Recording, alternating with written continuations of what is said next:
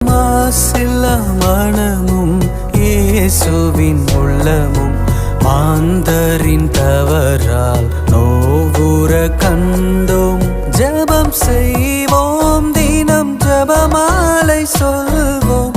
ஜெபம் செய்வோம், தினம் ஜெபமாலை சொல்வோம். பாவத்திற்காக பரிகாரம் புரிவோம். மாதாவே சரணம்,